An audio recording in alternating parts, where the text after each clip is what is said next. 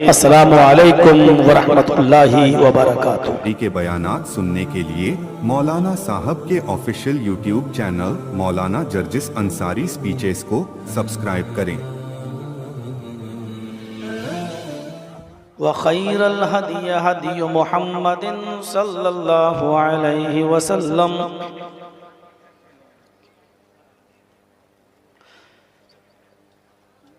व शर्रुल उमूरि मुहदसातुहा व कुल्लु मुहदसतिन बिदअह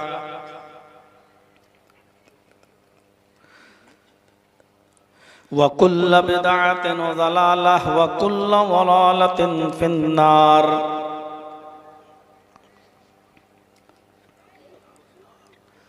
अऊज़ु बिल्लाहि मिनश शैतानिर रजीम। बिस्मिल्लाहिर रहमानिर रहीम। उतलु मा ऊहिया इलैका मिनल किताब व अक़िमिस सलाह इन्नस्सलाता तन्हा अनिल फ़हशाइ वल मुनकर वलज़िक्रुल्लाहि अकबर वल्लाहु यअलमु मा तस्नऊन। रब्बिश्रह ली सदरी व यस्सिर ली अमरी वहलुल उक़दतम मिन लिसानी यफ़क़हू क़ौली।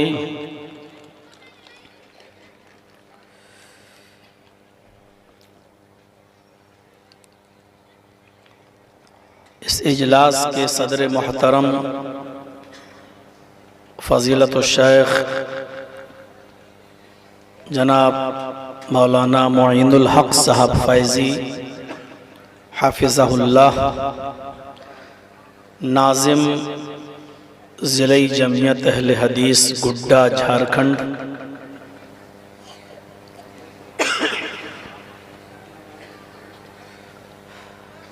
बड़े ही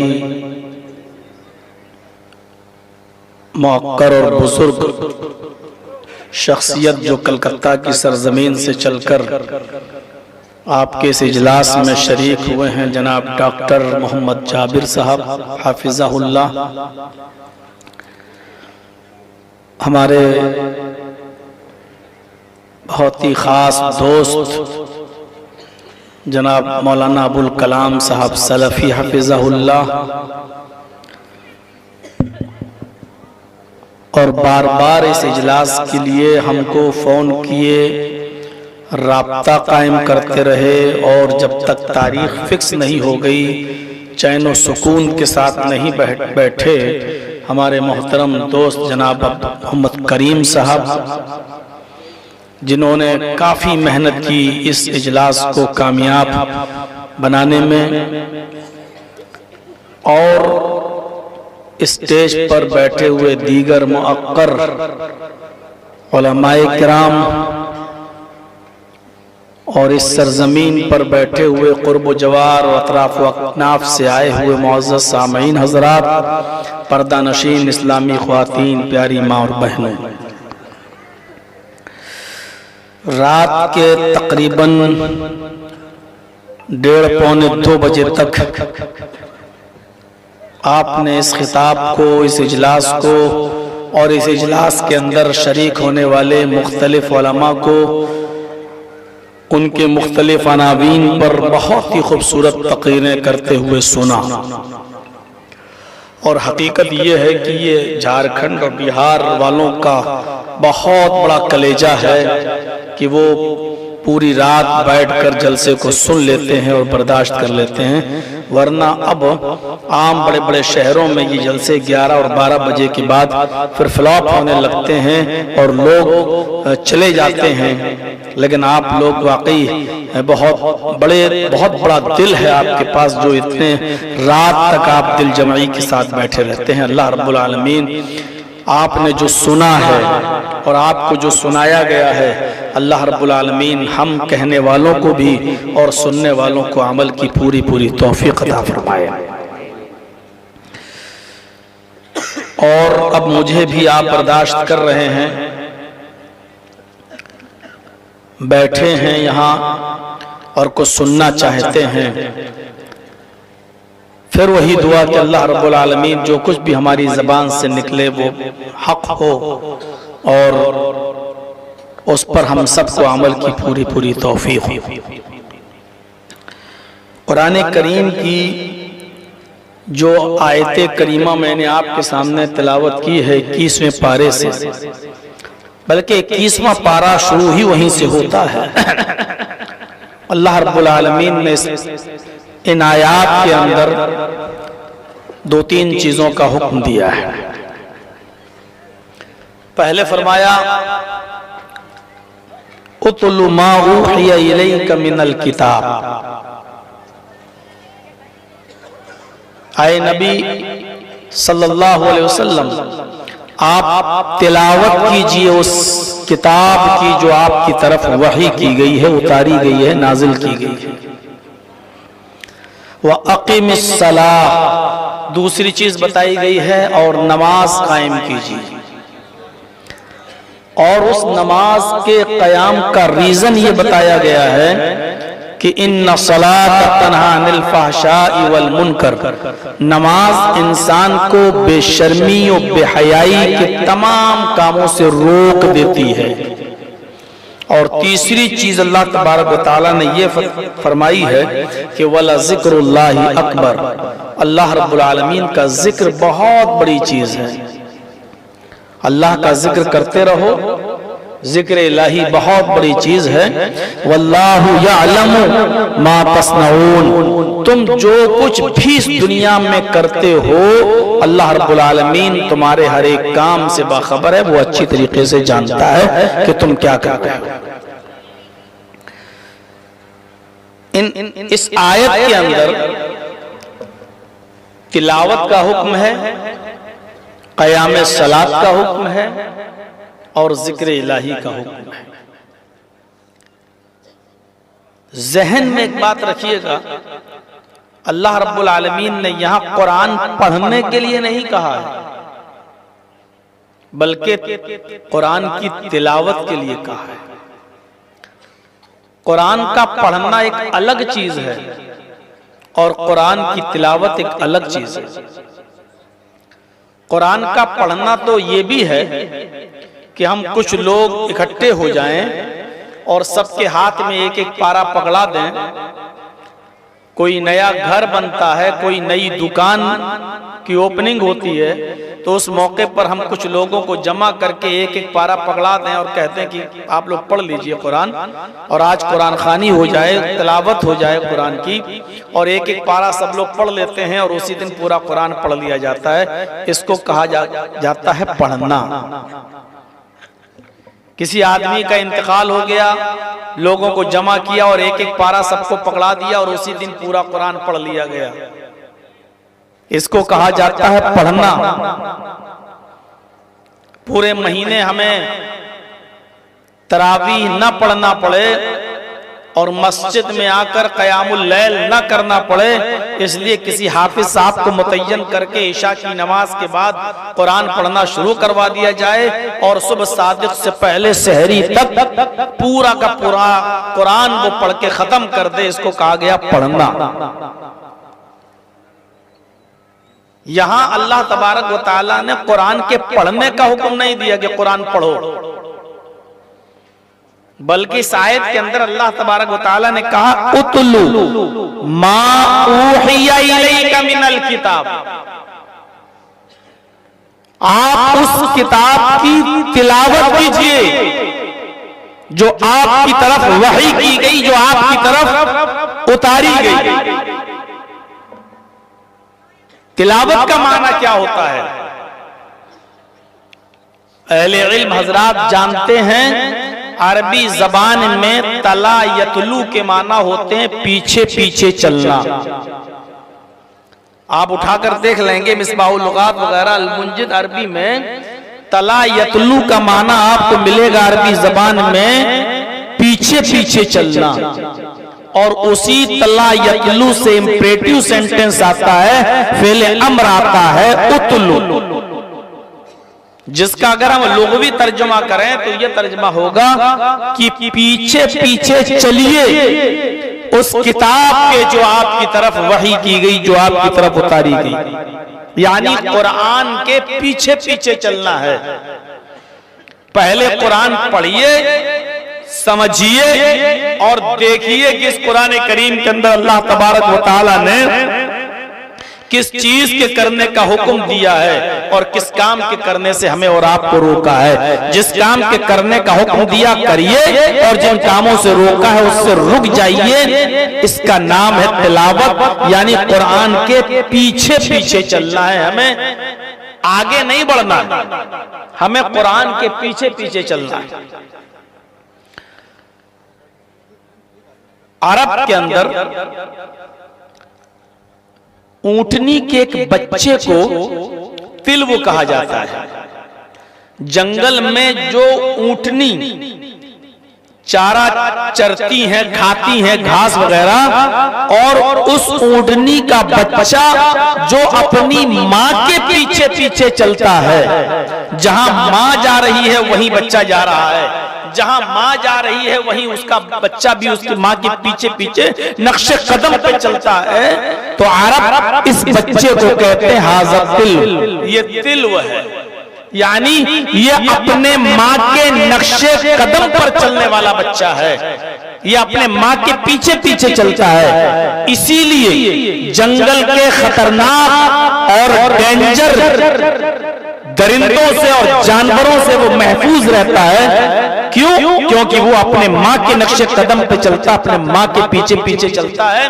अरब ऐसे ऊंटनी के बच्चे को कहते हैं हाज़ा तिल्व, ये तिल्व है, ये बच्चा अपने माँ के पीछे पीछे चलता है और खतरनाक जानवरों से महफूज रहता है। इसी तिल्व से बना है तिलावत, इसी तिल्व से मुश्तक है तिलावत। जिस तरह ऊंटनी का बच्चा अपने माँ के पीछे पीछे चलता है तो जंगल के दीगर खतरनाक जानवरों के जुल्म और उनके शिकार से महफूज रहता है, उसी तिल्व से बना है तिलावत। उसी तरीके से तुम अगर कुरान के पीछे पीछे चलोगे, कुरान पर अमल करोगे, कुरान के बताए हुए रास्ते पर चलोगे, कुरान के मना करदा रास्तों से बाज आ जाओगे, तो जिस तरह ऊंटनी का बच्चा महफूज रहता है शर पसंद जानवरों के जुल्म और शिकार से, उसी तरीके से तुम भी महफूज रहोगे दुनिया के अंदर तमाम जालिम और बदतरीन कौमों के जुल्म से। क्यों? क्योंकि तुमने कुरान, जिस तरह माँ अपने बच्चे को खतरनाक जानवर के आने पर खड़ी हो जाती है और अपने बच्चे को बचाने की फिक्र करती है, उसी तरीके से जब हम कुरान की आगोश में आ जाएंगे तो कुरान हमारी हिफाजत फरमाएगा और कुरान हमारे लिए ढाल बन जाएगा और वो हमें तमाम जालिम और जाबिर कौमों से हमारी हिफाजत होगी। मेरे प्यारे साथियों, इसका मतलब तिलावत का मतलब ये हुआ है। तिल्व ऊंटनी के बच्चे को कहते हैं जो अपने माँ के पीछे पीछे चलता है, उसी से तिलावत है। जिस तरह ऊंटनी का बच्चा अपने माँ के पीछे पीछे चलकर खतरनाक जानवरों से महफूज रहता है, तुम भी कुरान के पीछे पीछे चलो, इंशाअल्लाह दुनिया की सारी कम्माश कौमों के शर्र फितन से तुम महफूज रहोगे।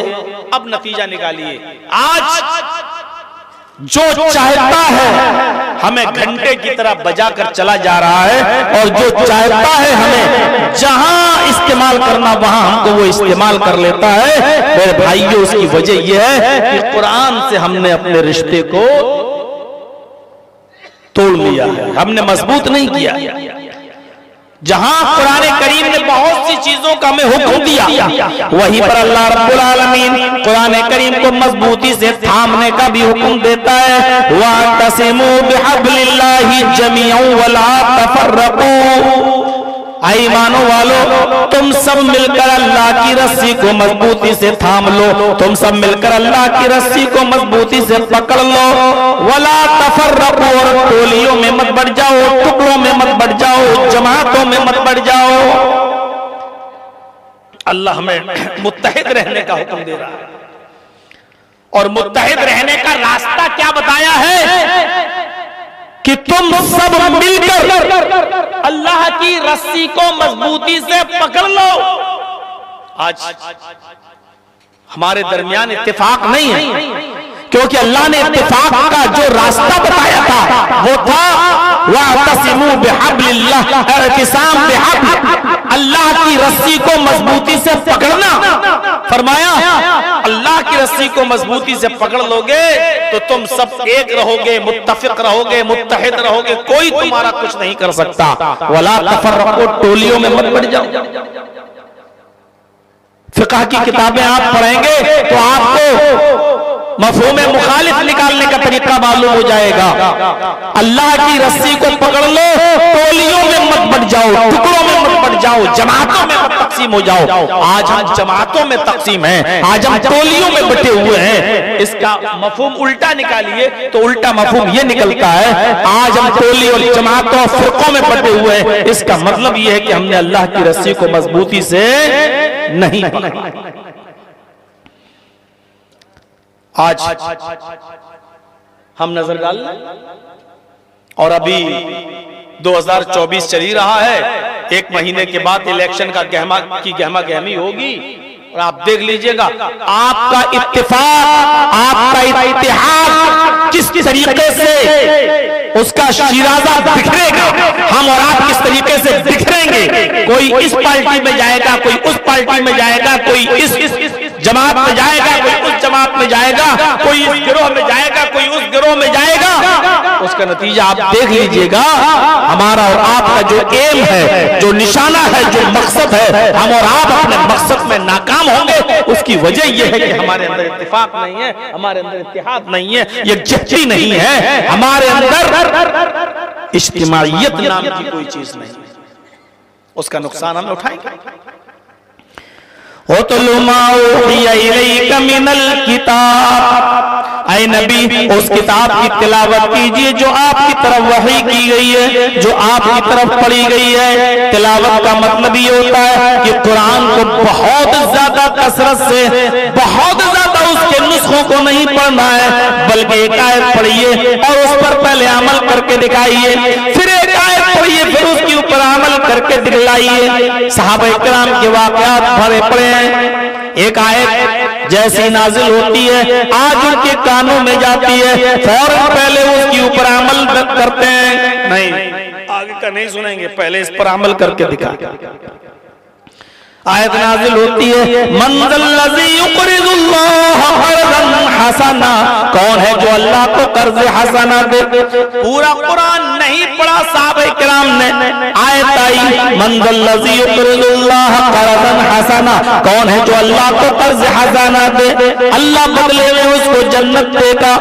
हजरत अबू दहदा अंसारी उठते हैं और कहते हैं, ऐ अल्लाह के नबी, क्या अल्लाह भी कर्ज हसना लेता है? क्या अल्लाह को भी कर्ज हसना की जरूरत पड़ती है?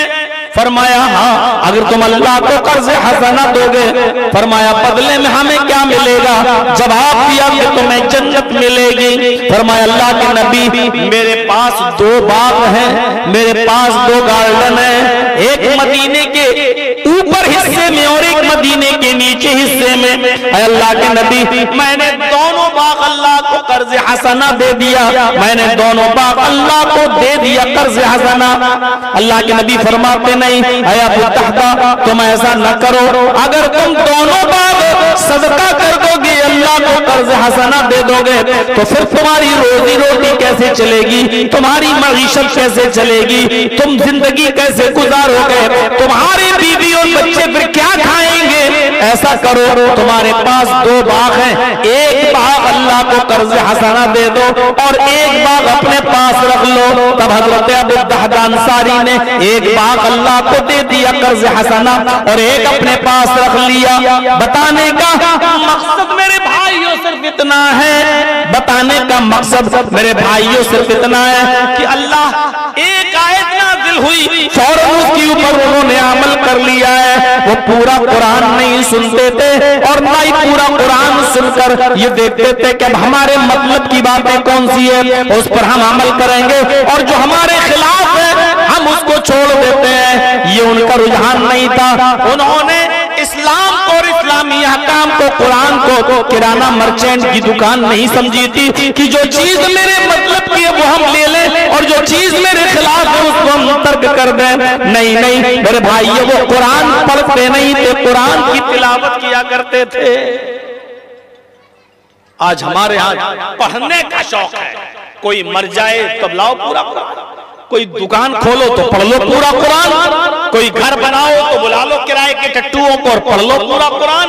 आज हमारे यहाँ कुरान पढ़ने का रवाज है, तिलावत का रवाज नहीं है। हमें कुरान के पीछे पीछे चलना है, तिलावत करना है कुरान की।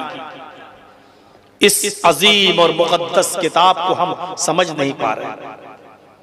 आप देख लीजिए, बाकायदा लोग तैयार किए जा रहे हैं, हम साजिशों को समझ भी नहीं पाते। बाकायदा ऐसी फैक्ट्री तैयार है कि ऐसे लोग तैयार किए जा रहे हैं हमारे ही लोगों में, जो ये कहते हैं कि कुरान की आयतों को बदला जाए, कुरान से इतनी आयतों को निकाला जाए। हम उनके नाम भी लेना गवारा नहीं करते हैं और मसलहतन भी हम नहीं लेते हैं। बाकायदा ऐसे लोग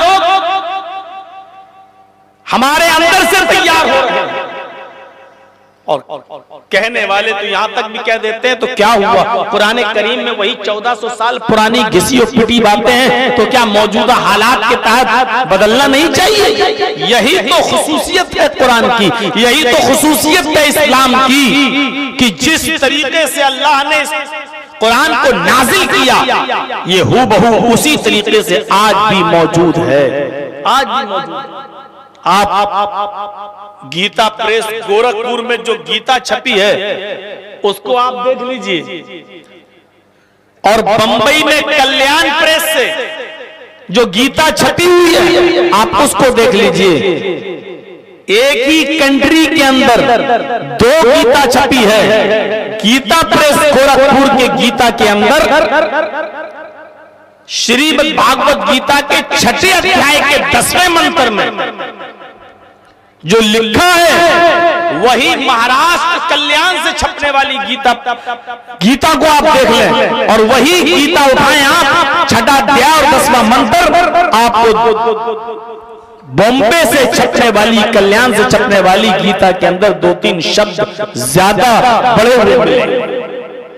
गीता प्रेस गोरखपुर से जो छपी है उसमें लिखा है, योगी सततमात्मानं रहस्य स्थिता एकाकी अच्युतात्मा निराशीर परिग्रह, इतना लिखा है। और कल्याण में चले जाइए जो छपी हुई है गीता, उसमें लिखा योगी जीत सततमात्मानं रहस्य स्थिता एकाकी अच्युतात्मा निराशीर परिग्रह पंचम समय कर्तव्य हम स्वयं कर्तव्य, उसमें ये लिखा हुआ है।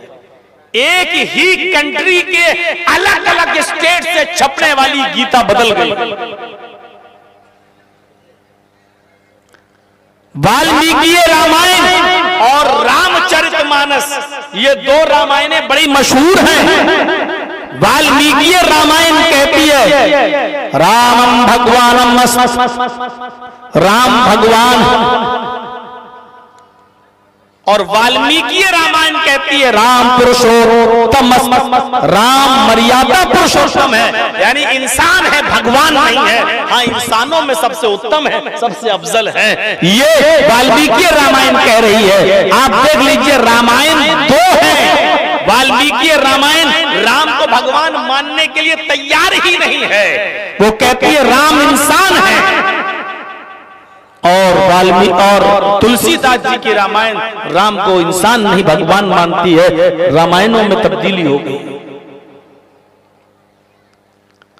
यही हाल वेदों का भी है, यही हाल स्मृतियों का भी है, और यही हाल इंजील का भी है, न्यू टेस्टामेंट का भी है, ओल्ड टेस्टामेंट का भी है, तौरात का भी है और इंजील का भी है। सब में चेंजिंग हो गई और कोई भी धर्म के अंदर धर्म का मानने वाला, चाहे वो हिंदू हो, सिख हो, बुद्धिस्ट हो, जैनी हो, क्रिश्चियन हो, मूसा का मानने वाला या उज़ैर का मानने वाला, यहूदी हो, मुसलमानों को छोड़कर, इस्लाम को छोड़कर किसी भी धर्म के मानने वाले को आप बुलाकर कहें कि वो इस बात की हल्फ ले, कसम खाकर बयान करे कि वो जिस धार्मिक ग्रंथ को अपना धार्मिक ग्रंथ मानता है, मिन वहां जिस तरीके से था आया उसी तरीके से मौजूद है, आज कोई भी कसम खाने के लिए तैयार नहीं है। सब मानते हैं चेंजिंग हुई है, सब मानते हैं तहरीफ हुई है, सब मानते हैं कि तब्दीली हुई है। आइए आप किसी भी मुसलमान से पूछ लीजिए, कोई भी मुसलमान ये नहीं कह सकता है कि कुरान करीम के अंदर तब्दीली हुई है, चेंजिंग हुई है। हमारे शिया भाई कुरान के 40 पारे मानते जरूर हैं कि कुरान के 40 पारे हैं, 10 पारे मोहम्मद, नऊजुबिल्लाह, वो कहते हैं 10 पारे मोहम्मद रसूलुल्लाह ने चुरा लिए हैं, जो अली के बारे में थे। जिब्रील जो नाजिल किए थे, लेके आए थे, और वो तो अली के पास आ रहे थे, मोहम्मद रसूलुल्लाह ने रास्ते में ही उनको पकड़ लिया और उनसे नबूवत छीन ली, कुरान ले लिया। लेकिन मौजूदा कुरान के बारे में शियों का अकीदा भी है कि इसमें तहरीफ नहीं हुई है, इसमें तब्दीली नहीं हुई है। आज आप हिंदुस्तान का जो कुरान पढ़ेंगे, झारखंड का जो कुरान पढ़ेंगे, यूपी के कुरान में भी वही लिखा हुआ होगा, एक नुक्ता भी इधर से उधर नहीं होगा। और जो हिंदुस्तान के कुरान में आप पढ़ेंगे, सऊदिया की सरजमीन पे चले जाइए, सऊदिया की सरजमीन पर भी आपको वही कुरान मिलेगा। बिस्मिल्लाहिर्रहमानिर्रहीम से शुरू होगा और मिनल जिन्नति वन्नास पर खत्म होगा। हिंदुस्तान में कुरान पढ़ेंगे, बिस्मिल्लाह के बे से शुरू होगा, मिनल जिन्नति वन्नास की सीन पर खत्म होगा। यही कुरान अमेरिका में, इंग्लैंड में आप ले जाइए, पढ़िए, वहां चले जाइए, यही कुरान आप उधर भी देखेंगे। मेरे भाइयों, कुरान के अंदर कहीं भी चेंजिंग नहीं मिलेगी, एक लफ्ज भी इधर से उधर नहीं मिलेगा। इन्ना नहनु नज़्ज़लना ज़िक्रा व इन्ना लहू लहाफ़िज़ून, हमने ही इस कुरान करीम को उतारा है और हम ही इस कुरान की हिफाजत फरमाएंगे। 1400 साल से लेकर अब तक मिनवान सेम टू सेम हूबहू उसी अंदाज से कुरान जिस अंदाज से नाजिल हुआ था, आज भी उसका एक लफ्ज तो बहुत दूर की बात, जबर और जेर तो बहुत दूर की बात, उसका नुक्ता भी इधर से उधर नहीं हो सका, नुक्ता भी इधर से उधर नहीं हो सका। तमाम सेहूनी और सल्जूकी ताकतें मिल जाएं, आज भी अगर चाहेंगे कुरान का एक नुक्ता बदल दें तो वो नुक्ता भी नहीं बदल सकती हैं। इतनी हिफाजत की जिम्मेदारी ली है अल्लाह तबारक व तआला ने। दुनिया की और किसी भी किताब को ये मकाम हासिल नहीं। और आज प्रैक्टिकल करके अगर देखना चाहें तो आओ और मुकाबला करके देख लो। यहूदी अपना तौरात लाए, ईसाई अपनी इंजील लाए, हिंदू भाई अपने वेद लाए, बुद्धिस्ट अपना बुद्धिज्म लाए, सिख अपना गुरु ग्रंथ ले आए। दुनिया में जितने भी मज़ाहिब के मानने वाले हैं, सारे के सारे अपनी अपनी किताबें ले आए, अपने अपने टेक्स्ट बुक्स ले आए, अपनी अपनी ओरिजिनल किताबें ले आए, एक मैदान में जमा कर दें, एक मैदान में रख दें। मुसलमान भी कुरान ले आए और एक मैदान में रख दें। सारी किताबों में तेल लगाकर अगर आग लगा दी जाए, सारी किताबों को जला दिया जाए, तौरात भी, जबूर भी, इंजील भी, वेद भी, सिखिज्म गुरु ग्रंथ भी, बुद्धिज्म भी, सारी की सारी किताब, कुरान भी, सारी की सारी किताबें जला दी जाएं। उसके बाद फिर कहा जाए लोगों अपनी अपनी किताबें जिंदा करो, अपनी अपनी किताबें छापो, अपनी अपनी किताबें लेके आओ। काबे की रब की कसम, न हिंदू भाई वेद ला सकते हैं, न ईसाई इंजील ला सकता है, न यहूदी तौरात ला सकता है, न सिखिज्म, न बुद्धिज्म, न गुरु ग्रंथ, न जैनिज्म, कोई भी किताब जिंदा नहीं हो सकती है, इसलिए कि इन किताबों का कोई हाफिज नहीं है। और फिर कोई मुसलमानों से उनसे कहे कि तुम अपनी किताब पेश करो, तो 10 साल का बच्चा खड़ा हो जाएगा और बिस्मिल्लाहिर्रहमानिर्रहीम से वन्नास तक सुना देगा, और वो दूसरे दिन कुरान छपकर लाखों की तादाद में फिर वजूद में आ जाएंगे। मेरे भाइयों, दुनिया की सारी किताबें जलने के बाद जल जाएंगी, दोबारा लिखी नहीं जा सकती हैं, दोबारा वजूद में नहीं आ सकती हैं, लेकिन कुरान जलाने से जल नहीं सकता, मिटाने से मिट नहीं सकता, बहाने से समंदर में डालने से बह नहीं सकता। ये 10-10 साल के बच्चों के सीनों में भी महफूज है। अल्लाह ने फरमाया इन्ना नहनु नज़्ज़लना ज़िक्र व इन्ना लहू लहाफ़िज़ून, इस कुरान करीम को हमने उतारा और हम ही इसकी हिफाजत फरमाएंगे। उस कुरान के बारे में कहा जा रहा है उसको पढ़ना नहीं है, उसकी तिलावत करना है। ओ तुल्लु मा उहिया इलैका मिनल किताब, उस किताब की तिलावत कीजिए जो आपकी तरफ वही की गई है, उस किताब को पढ़िए नहीं, तिलावत कीजिए जो आपकी तरफ हमने उतारी है। ये कोई ऐसी मामूली किताब थोड़ी है मेरे भाइयों। मुकाबला होता था अरब के अंदर, खाने काबा की दीवारों पर लोग अशार लिखते थे और दूसरे दिन दूसरा शायर पहले शायर के अशार में कुछ कमी निकाल दिया करता था। इसमें ये कमी, और जिसके अशार में कमी नहीं निकलती थी उसको अवार्ड दिया जाता था, नहीं तुम्हारा अशार शेर बहुत अच्छे हैं भाई, किसी ने कोई कमी नहीं निकाली, उसको अवार्ड मिलता था। एक दिन हस्सान इब्ने साबित खाने काबा के अंदर चले जाते हैं और ये 3 आयतें लिखाते हैं वहां पर।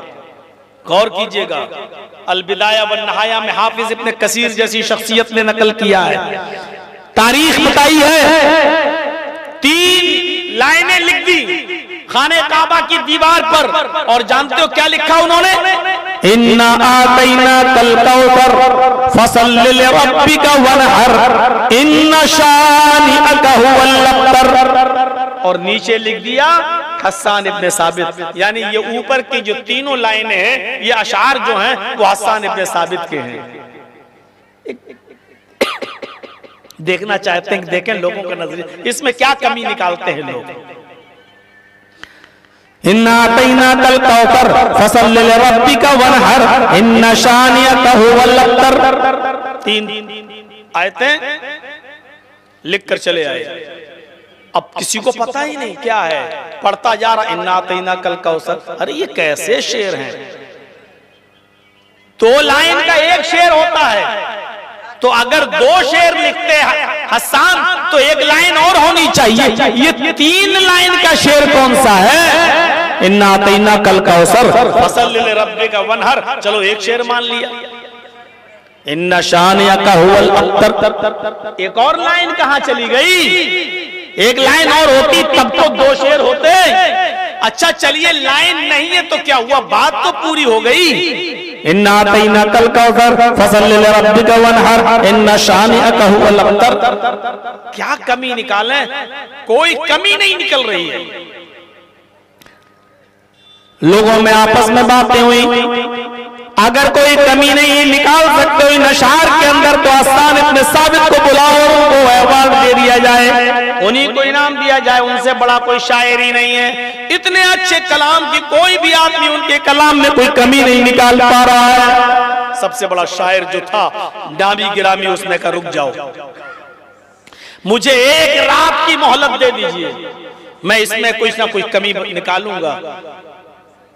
लोगों ने कहा ठीक है जाओ, तुम्हें 1 रात की मोहलत दी जाती है। खाने काबा में रुक जाता है, बार बार उन अशार को देख रहा है, पढ़ रहा है, कमी निकालने की कोशिश करता है, लेकिन कोई कमी नहीं निकलती है। कोई कमी निकालता है तो खुद फंस रहा है। नहीं यार, इसमें मैं अगर ये कहता हूं तो मैं खुद ही फंस रहा हूं। कोई कमी सुबह तक नहीं निकाल पाया। कई दिन हो गए खाने काबा की दीवार पर लटका रहा वो शायर जो सबसे बड़ा शायर था, उसने कमी निकालने के लिए 1 रात मांगी, लेकिन वो भी रात भर लगा रहा, कोई कमी नहीं निकाल पाया। तो उसने कहा चलिए कोई कमी तो नहीं निकल रही है, इसमें मैं अपनी तरफ से 1 लाइन बढ़ा देता ताकि 2 शेर हो जाए। उसने अपनी तरफ से 1 लाइन बढ़ा दी, इन्ना आतैना कल कौसर फसल्लि लिरब्बिका वनहर इन्ना शानिअका हुवल अब्तर। नीचे उसने 1 अपनी तरफ से बढ़ा दी। सुबह होके जब लोग आए, कहा कि भाई कुछ कमी निकली, कि हाँ निकल आई, जाओ और देख लो। हस्सान इब्ने साबित के अशार मुकम्मल नहीं थे, एक लाइन की कमी थी, मैंने उसमें एक लाइन अपनी तरफ से जोड़ दी है। अब वो मुकम्मल दो शेर हो गए हैं, 2 अशार हो गए हैं, आप जाकर देख लीजिए। लोगों ने जब दरवाजा खोला और खाने काबा के अंदर घुसते हैं, उसकी दीवार पर लगे लिखे हुए ये 3 आयतों के बाद चौथी लाइन पर नजर पड़ती है। उस चौथी लाइन पर इस बड़े शायर ने अपनी बेबसी और कमजोरी का इजहार किया था, उसने अपनी लाचारी और बेबसी का इजहार किया था। चौथी लाइन में ऊपर वाले तीनों लाइनें, इन्ना बैना कल कौसर फसल्लि लिरब्बिका वनहर इन्ना शानिअका हुवल अब्तर, उसने चौथी लाइन लिख दी, मा हाज़ा कलामुल बशर। ये ऊपर वाली तीनों लाइनें किसी इंसान का कलाम हो ही नहीं सकती हैं। किसी इंसान ने ये ऊपर वाली लाइन लिख ही नहीं सकता है। हस्सान इब्ने साबित झूठ बोल रहे हैं, ये हस्सान इब्ने साबित के अशार नहीं है, क्योंकि ये तीनों लाइनें किसी इंसान का कलाम हो ही नहीं सकती है। अरब के शायर और काफिर शायर कुरान की अज़मत, कुरान की बुलंदी, कुरान के मायार को समझते थे। आज का मुसलमान कुरान के मायार को बस इतना ही समझा है, घर बन जाए तो बना लो, पूरा लोगों को बुला के पढ़वा लो, कोई मर जाए तो पढ़वा लो। हमने कुरान का बस मायार इतना ही समझा है, बस दुकान कोई नई ली जाए या बनाई जाए तो उसमें कुरान पढ़वा लो, या फिर मस्जिद में चल के कसम खाने के लिए कुरान उठवा लो। चल तू झूठा के मैं झूठा, तू सच्चा के मैं सच्चा, चल मस्जिद में चल, तू कुरान उठा के कसम खा ले या मैं कुरान उठा के कसम खा लूं। मेरे भाइयों, आज कुरान सिर्फ इस माना में रह गया। अरब के काफिर तक कुरान की अजमत को पहचानते थे। वो ऊपर की तीनों लाइनें पढ़ने के बाद नीचे लिख देते थे, मा हाज़ा कलामुल बशर। ऊपर की तीनों लाइनें किसी इंसान का कलाम नहीं है। वेद बदल गए, तौरात बदल गई, ज़बूर बदल गई, एतराफ़ खुद करते हैं। डॉक्टर वेद प्रकाश उपाध्याय ने बाकायदा एतराफ़ किया है कि हम इन वेदों की गारंटी नहीं दे सकते हैं कि इन वेदों में ये चेंजिंग कब से हुई है, लेकिन वेदों में इतनी चेंजिंग हो चुकी है, इतनी चेंजिंग हो चुकी है कि हम ओरिजिनल वेदों के मंत्र पर भी भरोसा नहीं कर सकते हैं कि ये ईश्वानी है, ये अल्लाह का कलाम है, अल्लाह की तरफ से नाज़िल किया हुआ कलाम है। हम उसकी गारंटी नहीं दे सकते हैं। डॉक्टर वेद प्रकाश उपाध्याय बाकायदा इस बात को लिख रहे हैं, कह रहे हैं कि जो ओरिजिनल मंत्र हैं हम उनकी भी गारंटी नहीं दे सकते हैं। इतना असली में डाल्डा मिल चुका है, लेकिन हम गारंटी दे सकते हैं कि कुरान करीम जैसे नाजिल हुआ था हूबहू उसी शक्ल में आज तक मौजूद है, और इंशाअल्लाह क़यामत की सुबह तक अपनी असली शक्ल में मौजूद रहेगा। ये रिजवी इजवी जैसे लोग अभी और पैदा होंगे, आएंगे, बहकाएंगे, इस तरीके के उल्टे सीधे जुमले बोलेंगे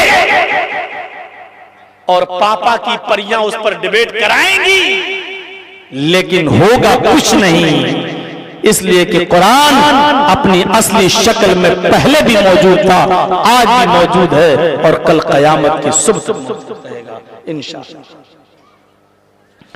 हस्सान इब्ने साबित को कहा गया है, हस्सान तुम झूठ बोल रहे हो, ये ऊपर वाली तीनों आयतें, ये तीनों लाइनें तुम्हारा कलाम है ही नहीं, मा हाज़ा कलामुल बशर, ये इंसान का कलाम हो ही नहीं सकता। तब हस्सान इब्ने साबित मुस्कुराते हुए निकलते हैं और कहते हैं तुमने बिल्कुल सच फरमाया है, वाकई ये इंसान का कलाम नहीं है, तंज़ीलुम मिन रब्बिल आलमीन, ये अल्लाह तबारक व तआला की तरफ से नाजिल किया हुआ कलाम है, ये अल्लाह तबारक व तआला की तरफ से उतारा हुआ कलाम है, ये अल्लाह की तरफ से नाजिल करदा किताब है, ये उसी का कलाम है, ये हमारा कलाम है ही। इकरार। तो मेरे भाइयों, पहली चीज तो ये हो गई, उतलु मा उहिया इलैका मिनल किताब, ऐ नबी उस किताब की तिलावत कीजिए जो आपकी तरफ वही की गई, जो आपकी तरफ नाजिल की गई है। तिलावत का मतलब मैंने बता दिया, पीछे पीछे चलना है, उस पर अमल करना है। पढ़ने का मतलब नहीं बैठ जाओ अलिफ लाम मीम ज़ालिकल किताबु ला रैब फीह हुदल लिल मुत्तकीन। ये तरावी अभी रमजान का महीना आ रहा है, बस अल्लाहु अकबर गैरिल मग़ज़ूबि अलैहिम वला ज़ालिन तक तो गाड़ी सही चलेगी, उसके बाद फिर देखिएगा अलिफ लाम मीम ज़ालिकल किताबु ला रैब फीह हुदल लिल मुत्तकीन अल्लज़ीना, आखिरी जुमला यालमून तालमून, यही आपको सुनाई देगा। और जिन मस्जिदों में एक ही दिन में पूरा कुरान पढ़ना है, वहां तो राजधानी एक्सप्रेस भी फेल हो जाएगी, कुछ पता नहीं चलेगा, कुछ नहीं, और धड़ाधड़ चलता रहेगा। वो यालमून तालमून भी सही से पता नहीं चलेगा कि हाफिज साहब क्या पढ़ रहे हैं, क्योंकि उनको आज रात में पूरा कुरान पढ़ना है। ऐसे नहीं होता मेरे भाई। तिलावत का मतलब पीछे पीछे चलना। तो उतलू मा उहिया इलैका मिनल किताब, तिलावत कीजिए, पीछे पीछे चलिए उस किताब की जो आपकी तरफ वही की गई, उतारी गई। और दूसरी चीज पर गौर कीजिएगा, वो अकीमिस सलाह, और नमाज कायम कीजिए। यहां पर भी अल्लाह ने ये नहीं कहा कि नमाज पढ़िए, अल्लाह ने यहाँ नमाज पढ़ने के लिए नहीं कहा, बल्कि क्या कहा, नमाज कायम कीजिए। नमाज का पढ़ना अलग चीज है और नमाज का कायम करना अलग चीज है। जैसे कुरान का पढ़ना अलग चीज है और कुरान की तिलावत अलग चीज है, उसी तरीके से नमाज का पढ़ना अलग चीज है और नमाज का कायम करना, क़याम सलात अलग चीज है। नमाज पढ़ना क्या हुआ,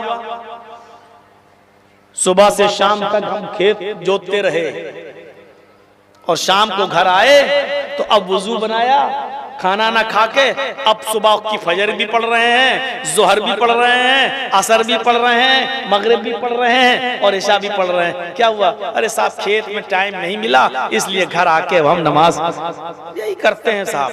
एक आदमी ऑफिस में काम कर रहा है, सरकारी डिपार्टमेंट में, वहां ऑर्डर नहीं है उसको नमाज पढ़ने का। साहब नहीं, आपको काम करना है, आपको नमाज नहीं पढ़ना है, ऑफिस में आपको परमिशन नहीं है। मेरे भाइयों, वो बेचारा घर पे आता है तो घर पे शाम को आने के बाद वुजू बनाता है, अब वो ऑफिस में छूटी हुई जोहर भी पढ़ता है, असर भी पढ़ता है, मगरिब भी पढ़ता है और इशा भी पढ़ता है।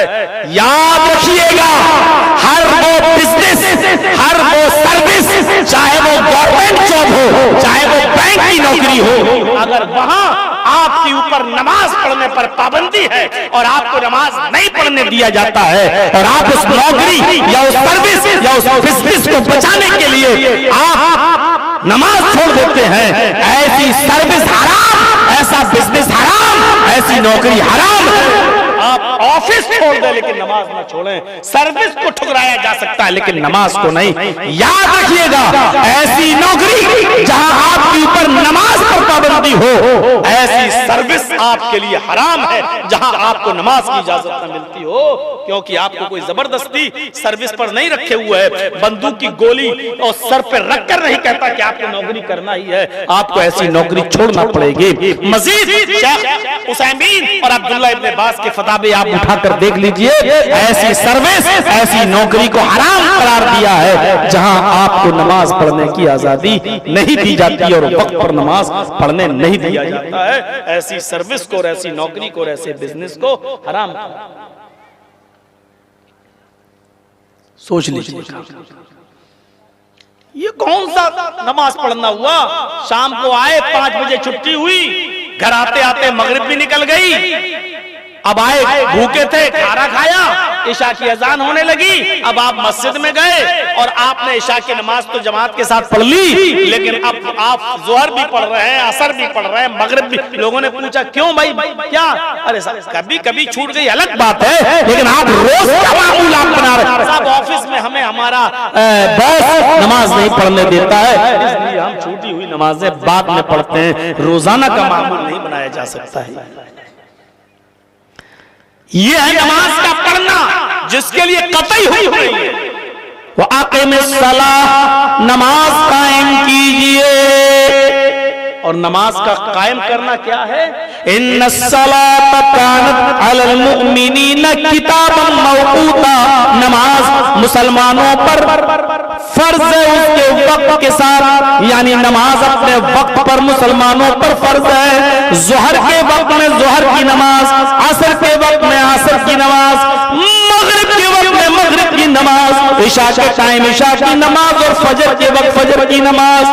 अलग मसला है सफर में आप मुसाफिर हैं, जुहर को असर के साथ आप पढ़ सकते हैं, मगरिब और इशा एक साथ पढ़ सकते हैं। बारिश के दिन है, आपने देखा बारिश मूसलाधार बारिश है, तो आप जुहर में असर पढ़ लें, मगरिब में इशा पढ़ लें, दो नमाजों को एक किया जा सकता है।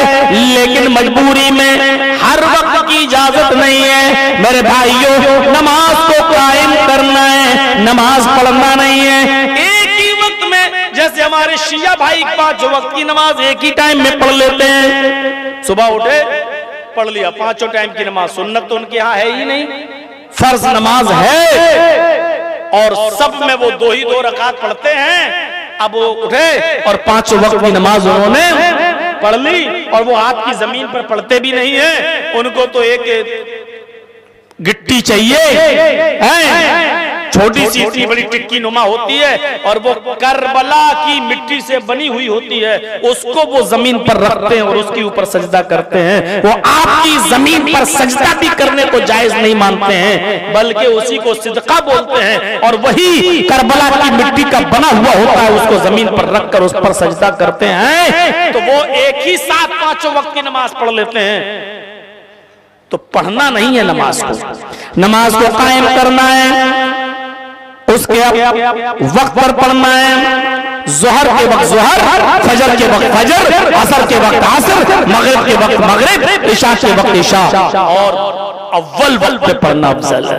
अल्लाह के नबी सल्लल्लाहु अलैहि वसल्लम से सवाल किया गया, अल्लाह के नबी सबसे अफजल और अच्छा अमल क्या है? तो आपने फरमाया सलातुल वक्तिहा, नमाज को उसके वक्त पर पढ़ना सबसे अच्छा और सबसे अफजल अमल।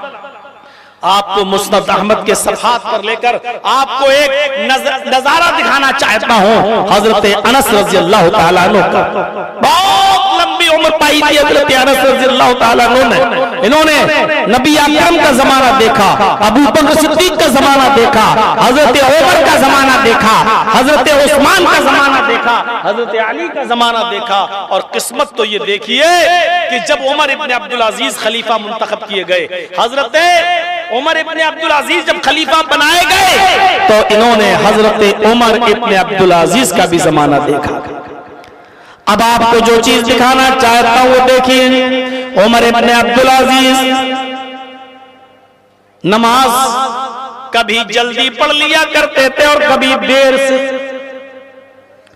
हजरत अनस रज़ियल्लाहु ताला अन्हु का हाल ये था कि वो कभी कभी उनके पीछे नमाज पढ़ा करते थे और जब उमर इब्ने अब्दुल अजीज को मस्जिद में आने में देर हो जाती थी तो ये मस्जिद में अपनी नमाज पढ़ के निकल जाया करते थे।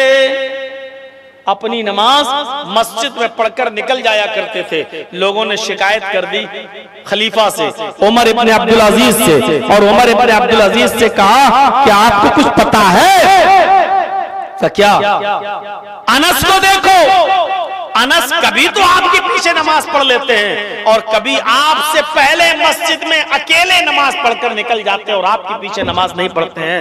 फितना हो जाएगा, फसाद हो जाएगा, आप रोकिए। हजरत अनस को बुलाया गया, खलीफा ने उमर इब्ने अब्दुल अजीज ने उनको अपने दरबार में बुलाया और उनसे पूछा, अय अनस, मैंने तुम्हारे बारे में ऐसा ऐसा सुना है, कभी तुम मेरे पीछे नमाज पढ़ लेते हो और कभी तुम मुझसे पहले भी नमाज पढ़ के निकल जाते हो।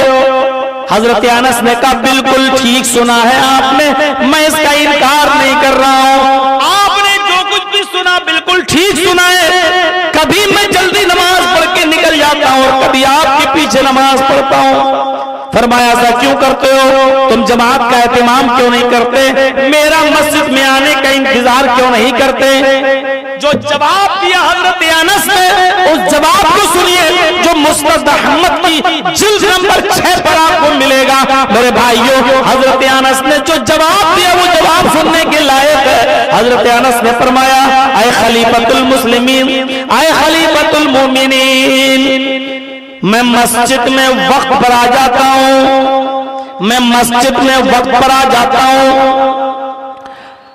मेरी आंखों ने जो जवाब दिया वो सुनिए। मेरी आंखों ने मोहम्मदुर रसूलुल्लाह के नमाज के औकात को देखा है। मैं नबी के जमाने में मौजूद था।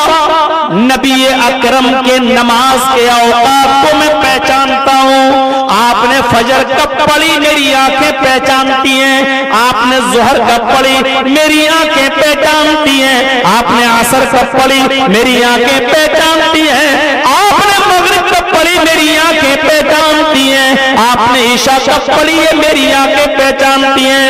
आया अमीरुल मोमिनीन ज़ोहर असर मगरिब ईशा फजर का वक्त मेरी आंखें पहचानती हैं। जब आप उस वक्त नमाज पढ़ाते हैं जब मोहम्मदुर रसूलुल्लाह ने नमाज पढ़ी होती है। आप फजर जब नबी के वक्त पढ़ाते हैं तो मैं आपके पीछे पढ़ लेता हूँ। ज़ोहर जब नबी के वक्त पढ़ते हैं तो मैं आपके पीछे पढ़ लेता हूँ। असर जब नबी के वक्त पर पढ़ाते हैं तो मैं आपके पीछे पढ़ लेता हूँ। मगरिब व इशा जब नबी के टाइम पर आप पढ़ाते हैं तो मैं पढ़ लेता हूँ। लेकिन जब आप लेट हो जाते हैं और मस्जिद में आने में ताखीर करते हैं और नबी का ज़ोहर और असर का वक्त निकलता हुआ नजर आता है, लेट होता हुआ मैं देखता हूँ तो मैं उस वक्त नमाज पढ़ लेता हूँ। मैं अकेले ही पढ़ लेता हूँ। मैं लोगों को फितने में नहीं डालता, मैं लोगों को भड़काता नहीं हूँ। मेरा दिल गवारा नहीं करता कि मैं टाइम से लेट हो जाऊं। मेरी आंखें नबी की नमाज के औकात को पहचानती हैं। जब आप लेट हो जाते हैं और नबी की नमाज का वक्त जब निकलने लगता है तो मैं पहले नमाज पढ़ लेता हूँ और चला जाता हूँ। इसलिए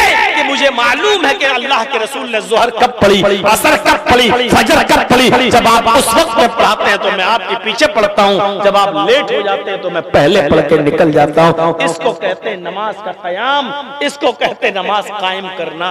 ये कोई मनमानी नमाज नहीं है। इंडिया पाकिस्तान का मैच हो रहा है, चलो 2-4 ओवर रह गए, देख लो जमात खत्म हो, बाद में पढ़ लेंगे, बाद में पढ़ लेंगे। आप पढ़ तो लोगे लेकिन नमाज पढ़ तो ली लेकिन नमाज कायम नहीं किया आपने। नमाज को कायम करने का हुक्म दिया है यहाँ अल्लाह तबारक व तआला ने। इस आयत में देखिए कुरान पढ़ने का हुक्म नहीं दिया, कुरान की तिलावत का हुक्म दिया है और नमाज पढ़ने का हुक्म नहीं दिया बल्कि नमाज कायम करने का हुक्म दिया है। उतलु मा उहिया इलैका मिनल किताब व अक़िमिस सलाह। नमाज कायम करो, नमाज कायम करो।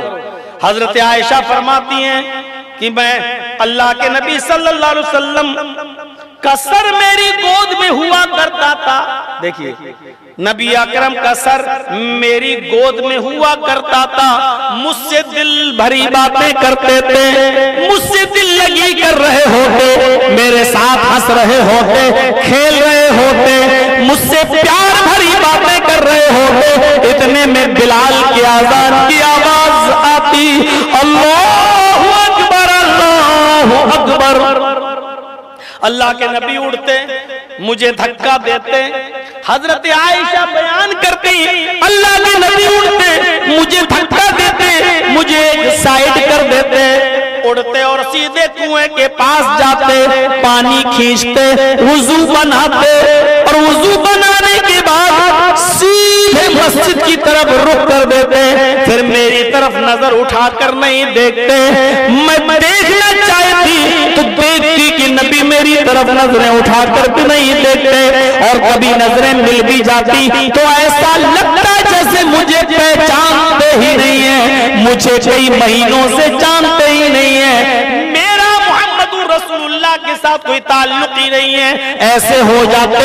यानी नमाज कायम करने का टाइम आया तो बीवी को भूल गए, बिल्कुल ऐसा लगता जैसे मुझे जानते ही नहीं। अभी बैठे थे, अभी मेरे पैर मेरी रान पर सर था नबी का, अभी मुझसे हंस रहे होते, खेल रहे होते, प्यार भरी बातें कर रहे होते, दिल लगी कर रहे होते कि अचानक आजान की आवाज आती, सब भूल जाते, फौरन उठते, वुजू बनाते और मस्जिद की तरफ चल देते। मेरे भाइयों देखा, आप चाहते तो थोड़ा और रुक सकते थे, सोच लेते नमाज तो बाद में भी हो जाएगी, अरे जब आप निकल जाए मैं बाद में भी तो पढ़ लूंगा। मेरे भाइयों ऐसा नहीं, बीवी को देते, बच्चों का बच्चों को देते, लेकिन जैसी अल्लाह के हक के अदा करने की बारी आती तो फिर बीवी को भूल जाते, बच्चों को भूल जाते, फिर अल्लाह का हक अदा करने के लिए मस्जिद की तरफ चल देते। मेरे भाइयों, ये नमाज वो इबादत है कि जिसके बारे में अल्लाह के नबी फरमाया करते थे, अस्सलातु कुर्रतु ऐनी, नमाज मेरी आंखों की ठंडक है। ये नमाज वो इबादत है कि इसके बगैर मुसलमान होने का तसव्वुर ही नहीं किया जा सकता। फरमाया मेरे और काफिरों के दरमियान फर्क करने वाली कोई चीज है तो वो है नमाज का छोड़ देना। नमाज पढ़ना, पढ़ने वाला मोमिन, और नमाज का छोड़ना, करके सलात हमारे और काफिरों के दरमियान फर्क करने वाली चीज है। मेरे भाइयों, सहाबाए किराम फरमाते हैं कि अल्लाह के नबी के जमाने में हम सिवाय नमाज के तर्क करने को के और किसी भी अमल के छूटने पर किसी को काफिर तसव्वुर नहीं करते थे। हम किसी को काफिर नहीं जानते थे। हाँ, सिर्फ नमाज के छोड़ने को, यानी नमाज छोड़ दे तो हम उसको काफिर समझते थे, लेकिन नमाज के अलावा कोई अमल ऐसा नहीं कि जिसके छोड़ने पर हम किसी को काफिर समझने लगे। अंदाजा लगा सकते हैं आप कि नमाज का मामला कितना बुलंद है, कितना अजीम है, जो किसी भी सूरत में माफ नहीं है। मेरे प्यारे साथियों, आसानी तो हो सकती है, सहूलत तो हो सकती है, लेकिन माफी नहीं है। हाँ, खड़े होकर नहीं पढ़ सकते हो तो बैठ के पढ़ लो, बैठ के पढ़ने की ताकत नहीं है तो लेट के पढ़ लो, लेट के पढ़ने की ताकत नहीं है तो इशारे से पढ़ लो, करवट से पढ़ लो। वुजू बनाने में बीमारी का खतरा है तो तयम्मुम करके नमाज पढ़ लो। बहुत ज्यादा दिक्कत हो, दुश्वारी है तो ज़ोहर असर एक साथ पढ़ लो, मगरिब ईशा एक साथ पढ़ लो, फर्ज पढ़ लो, सुन्नत छोड़ लो। मेरे प्यारे साथियों, लेकिन नमाज माफ किसी भी कंडीशन में नहीं है। सहूलत तो दी जा सकती है, लेकिन नमाज से रुखसती नहीं है कि तुम छोड़ दो। नमाज एक ऐसा अमल है कि जिसको अल्लाह रब्बुल आलमीन ने दुनिया में जितने भी नबियों को भेजा, जितने भी रसूलों को भेजा, जितने भी पैगंबरों को भेजा, इस दुनिया में जितने भी नबी, जितने भी पैगंबर इस दुनिया में आए, अल्लाह ने नमाज हर नबी के ऊपर फर्ज की है, किसी को भी नमाज से मुस्तस्ना नहीं किया है। यहूदियों को देख लो, आज वो भी नमाज पढ़ते हैं। ईसाइयों के चर्च में चले जाओ तो वो भी नमाज पढ़ते हैं। मेरे भाइयों, हमारे हिंदू भाइयों की अगर पूजा की शक्ल और हयात देखी जाए तो नमाज से बहुत ज्यादा मिलती जुलती है। वो दोनों हाथ यूं बांध कर सीने पे रख लेते हैं, हम लोग भी दोनों हाथ सीने पर बांधते हैं। मेरे भाइयों, वो भी सर नीचे कर लेते हैं, हमारा भी सर सजदे की जगह पर रहता है। वो साष्टांग करते हैं, वो भी लेटते हैं, वो भी झुकते हैं, वो भी जमीन के ऊपर माथा टेकते हैं। बहुत हद तक नमाज से उनकी पूजा की शक्ल मिलती जुलती है। इसलिए यकीनन ये कहा जा सकता है कि नमाज हर मजहब के अंदर फर्ज रही है। हर नबी ने नमाज की दावत दी है। कुरान हजरत ज़करिया अलैहिस्सलाम के बारे में कहता है कि फनादतहुल मलाइकतु व हुवा काइमुन युसल्ली फिल मेहराब। फरिश्तों ने पुकारा ज़करिया को, फनादतहुल मलाइका, अल्लाह ने फरिश्तों को भेजा और फरिश्ते जब जमीन पर आए तो उन्होंने ज़करिया को पुकारा, उन्होंने ज़करिया को आवाज दी। हालांकि ज़करिया अलैहिस्सलाम का मामला ये था कि वह हुआ काइमुन युसल्ली फिल मेहराब। हजरत ज़करिया मेहराब में अल्लाह के सामने खड़े होकर नमाज पढ़ रहे थे। कुरान ज़करिया अलैहिस्सलाम के बारे में कहता है वह हुआ काइमुन युसल्ली फिल मेहराब। फरिश्ते पुकार रहे हैं और ज़करिया अलैहिस्सलाम नमाज की हालत में खड़े हैं। यानी नमाज छोड़ के कैसे सुन सकते हैं? नमाज छोड़ के नहीं सुन सकते हैं। बताना मकसद ये है कि देखो, फरिश्तों ने पुकारा लेकिन ज़करिया अलैहिस्सलाम नमाज पढ़ रहे थे। यानी नमाज ज़करिया अलैहिस्सलाम पर भी फर्ज थी। हजरत लुक़मान अलैहिस्सलाम अपने बेटे से कहा करते थे, या बुनैया अक़िमिस्सलाह, आए मेरे बेटे नमाज कायम कर। हजरत लुक़मान अपने बेटे से कह रहे हैं, या बुनैया अक़िमिस्सलाह, आए मेरे बेटे नमाज कायम कर, ऐ मेरे बेटे नमाज पढ़। जकरिया अलैहिस्सलाम नमाज पढ़ रहे हैं, लुकमान अलैहिस्सलाम अपने बेटे को नमाज का हुक्म दे रहे हैं। अल्लाह हजरत मरियम अलैहिस्सलाम से कह रहा है, या मरियम कुनुती लिरब्बिक वस्जुदी वरकई मार्राकीन। वो मरियम जिनको बगैर शौहर के अल्लाह ने बेटा दिया, वो मरियम जिनको बगैर शौहर के अल्लाह ने ईसा से नवाजा, वो मरियम जिनके बारे में अल्लाह कहता है, आए मरियम झुक जा, आए मरियम आजिज हो जा, आए मरियम तू संजीदा बन जा, या मरियम कुनुती लिरब्बिक, आए मरियम अपने रब के लिए आजिज हो जा, अपने रब के लिए संजीदा हो जा, वसजुदी और सजदा कर, वरकई मार्राकीन और रुकू करने वालों के साथ रुकू कर। पढ़िए कुरान किस तरीके से अल्लाह तबारक व तआला हजरत मरियम को भी नमाज पढ़ने का हुक्म दे रहा है, यानी नमाज मरियम अलैहिस्सलाम भी पढ़ती थी। अल्लाह ने कहा, या मरियम कुनुती लिरब्बिक, आए मरियम अपने रब के सामने आजिज हो जा, संजीदा हो जा, वसजुदी सजदा कर अपने रब को, वरकई मार्राकीन और रुकू करने वालों के साथ रुकू कर। यानी अल्लाह रब्बुल आलमीन मरियम को भी सजदा और रुकू करने का हुक्म दे रहा है, नमाज पढ़ने का हुक्म दे रहा है। लुकमान अलैहिस्सलाम का बता ही दिया है। इब्राहिम अलैहिस्सलाम के बारे में कुरान कहता है कि देखिए उन्होंने अपने रब से क्या कहा, रब्बना इन्नी अस्कनतु मिन ज़ुर्रियती बिवादिन गैरि ज़ी ज़रा इंद बैतिकल मुहर्रम, रब्बना इन्नी अस्कनतु मिन ज़ुर्रियती बिवादिन गैरि ज़ी ज़रा इंद बैतिकल मुहर्रम रब्बना लियुकीमुस्सलाह। हजरत इब्राहिम अलैहिस्सलाम अल्लाह से कह रहे हैं कि इलाहुल आलमीन, ओ मेरे परवरदिगार, मैंने अपने आलो औलाद को, मैंने अपनी ज़ुर्रियत को, मैंने अपने बीवी बच्चों को एक बेआबो गया वादी में छोड़ा है, एक सुनसान जगह पर छोड़ दिया है। तेरे भरोसे पर मैंने अपनी फैमिली को, अपने बीवी बच्चे को मैंने बेआबो गया गैर आबाद गैर मानूस जगह पर मैंने छोड़ दिया है। अल्लाह मैंने इसलिए छोड़ा, लियुकीमुस्सलाह, ताकि वो नमाज कायम करें, यहाँ तेरा घर बनाया जाए, वहाँ रुकू हो सजदा हो, लियुकीमुस्सलाह, ताकि यहाँ नमाज कायम की जाए। हजरत इब्राहिम अलैहिस्सलाम अल्लाह से कह रहे हैं कि मैंने अपने बीवी को, अपने बच्चों को गैर आबाद जगह पर, गैर ज़ी ज़रा वादी में, बेआबो गया वादी में मैंने छोड़ा है, और इसलिए छोड़ा है रब्बना, आए हमारे रब, लियुकीमुस्सलाह, ताकि वो नमाज कायम करें। हजरत इब्राहिम अलैहिस्सलाम अपने लिए भी दुआ मांगा करते थे और अपने बच्चों, अपनी औलाद के लिए भी नमाज के पढ़ने की, कायम करने की दुआ मांगा करते थे। वो कहा करते थे, मेरे भाइयों, इब्राहिम अलैहिस्सलाम की इस दुआ को पढ़िए और अपना वजीफा बनाइए। कहते थे, रब्ब जाअलनी मुकीमस्सलाति व मिन ज़ुर्रियती रब्बना व तक़ब्बल दुआ।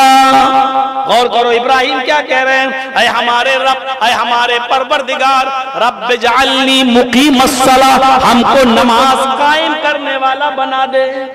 नमाज पढ़ने वाला नहीं कह रहे हैं, ऐ अल्लाह हमको नमाज कायम करने वाला बना दे। रब्ब जाअलनी मुकीमस्सलाति व मिन ज़ुर्रियती, अल्लाह मुझे भी बना और मेरी औलाद को भी नमाजी बना दे, मेरी औलाद को भी नमाज कायम करने वाला बना दे, मेरे बीवी और बच्चों को भी नमाज कायम करने वाला बना दे। फिर कहते रब्बना व तक़ब्बल दुआ, ऐ हमारे परवरदिगार हमारी दुआ को कबूल फरमा ले, यानी हमको और हमारे आलो औलाद को, हमारे बीवी बच्चों को भी तू नमाजी बना दे। मेरे भाइयों, इब्राहिम अलैहिस्सलाम इस तरीके से दुआ कर रहे हैं, यानी नमाज उन पर भी फर्ज थी, तब उनके बेटे इस्माइल पर कैसे फर्ज नहीं हो सकती। इस्माइल अलैहिस्सलाम के बारे में कुरान कहता है, वकान यामुरु अहलहू बिस्सलाति वज़्ज़काति वकान इंदा रब्बिही मर्दिया। कुरान देखिए, इस्माइल अलैहिस्सलाम के बारे में कुरान क्या कह रहा है? कान यामुरु अहलहू बिस्सलाति वज़्ज़कात। इस्माइल अलैहिस्सलाम अपने अहलो अयाल, अपने बीवी और बच्चों को नमाज पढ़ने और ज़कात देने का हुक्म देते थे। बिस्सलाति वज़्ज़कात, हुक्म देते थे नमाज पढ़ो और ज़कात अदा करो। वकान इंदा रब्बिही मर्दिया। इस्माइल अपने रब का बड़ा पसंदीदा बंदा था। इस्माइल को अल्लाह ने पसंद कर रखा था। इस्माइल अपने रब के बड़े पसंदीदा बंदे थे। वकान इंदा रब्बिही, वो अपने रब के नजदीक महबूब थे, पसंदीदा थे। मर्दिया, बहुत ही अपने रब के नजदीक महबूब बंदे थे, पसंदीदा बंदे थे। लेकिन काम क्या था? कान यामुरु अहलहू बिस्सलाति वज़्ज़कात। वो अपने अहलो अयाल को, अपने बीवी और बच्चों को नमाज का हुक्म दिया करते थे। कान यामुरु अहलहू बिस्सलाति वज़्ज़कात, और ज़कात का भी हुक्म दिया करते। इस्माइल अलैहिस्सलाम पर भी नमाज फर्ज और उनके अहलो अयाल पर भी नमाज फर्ज। मूसा अलैहिस्सलाम को देख लो। मूसा अलैहिस्सलाम तो जबल तूर पे चढ़ गए, पहाड़ पे चढ़ गए। अल्लाह मैं तुझे देखूंगा। अल्लाह ने कहा लन तरानी या मूसा, मूसा तुम मुझे नहीं देख सकते हो। नहीं, मैं तो देखूंगा अल्लाह, मुझे दिखा। अल्लाह ने हल्की सी तजल्ली दिखाई, मूसा बेहोश जमीन पर गिर पड़े, नहीं देख पाए मूसा। आवाज आई, इन्ननी अल्लाह ला इलाहा इल्ला अना फ़अब्दुनी व अक़िमिस्सलाता लिज़िक्री। मूसा अलैहिस्सलाम के बारे में कुरान क्या कह रहा है? देखिए, कोई एक नबी बच रहा है। जितने नबियों के नाम कुरान में आए, अल्लाह ने सबके नाम के जिक्र के साथ साथ कह दिया हमने नमाज इन पर भी फर्ज की थी, तुमको कैसे छोड़ देंगे? नमाज के बिना मुसलमान होने का तसव्वुर बेकार है। जो करता है वो बस खाम ख्याल खुश है।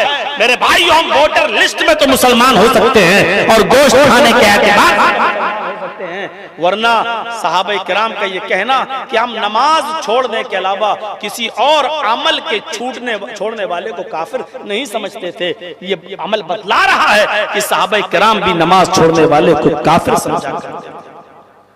हम अपने गरीबानों में झांक कर देखें, हम किस मुंह से अपने आप को मुसलमान कहते हैं और शर्म भी नहीं आती अपने आप को मुसलमान कहलवाने में।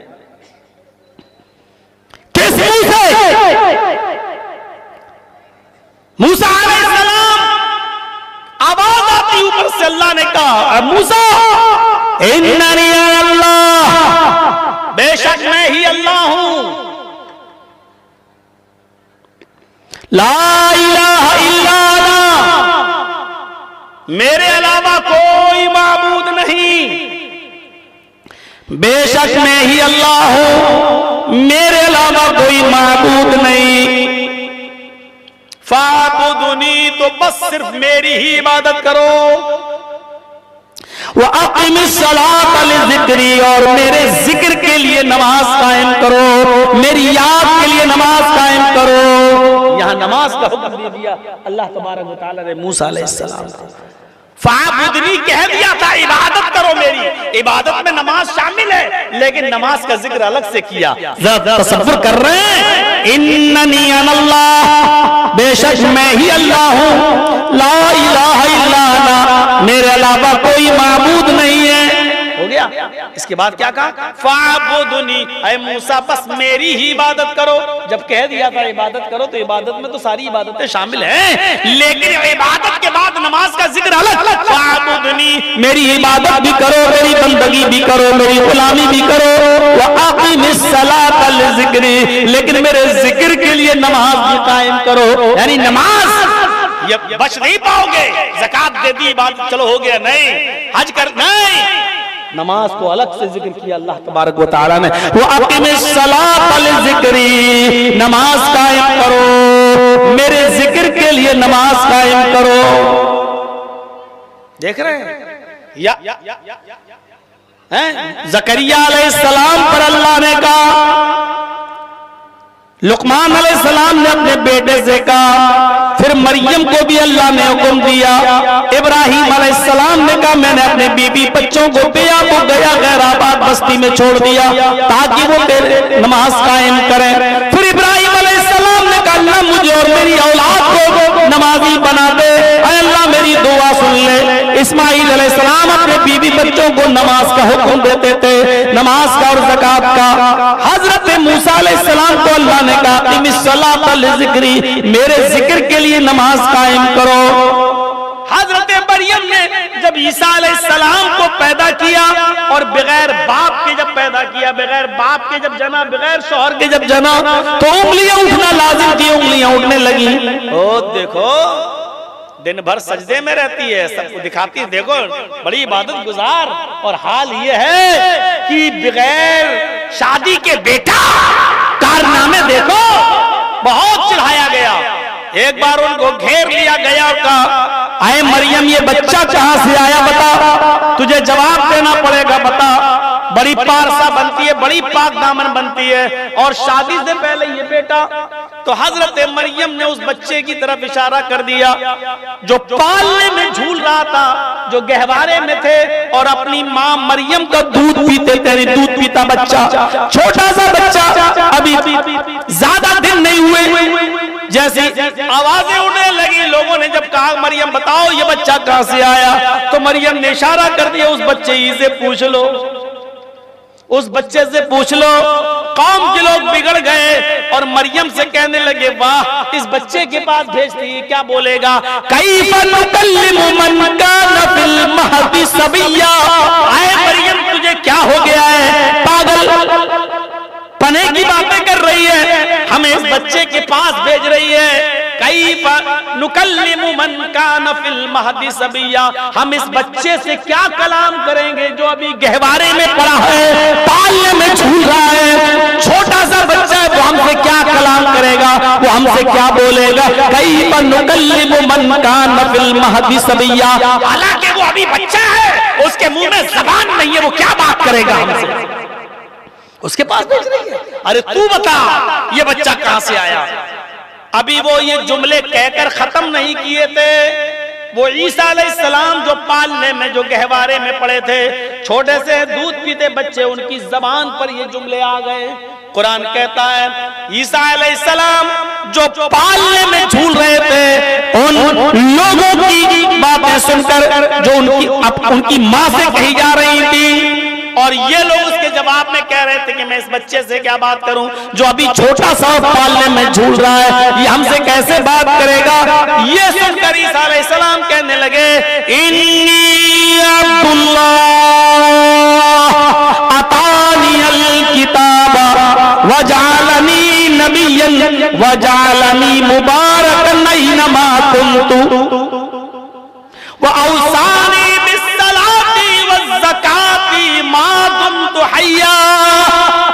मेरी माँ को मत छेड़ो, मेरी माँ को परेशान मत करो।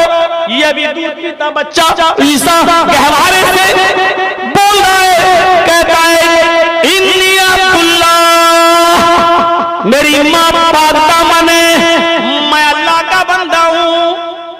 इन्नी अब्दुल्लाह, मेरी माँ से क्या पूछते हो, मुझसे पूछो, आओ मैं बताता हूँ। इन्नी अब्दुल्लाह, मैं अल्लाह का बंदा हूँ। वजालनी अतानियल किताब, अल्लाह ने हमें किताब अता की है। अतानियल किताब, अल्लाह ने हमें इंजील देकर भेजा है, अल्लाह की तरफ से हमें आसमानी किताब मिली है। अतानियल किताब, हमें किताब दी गई है। वजालनी नबिय्यन, उसने मुझे नबी बनाकर भेजा है, उसने मुझे पैगंबर बनाया है। वजालनी मुबारकन ऐनमा कुन्तु, और उसने मुझे बाबरकत भी बनाया, जहां भी मैं रहूं,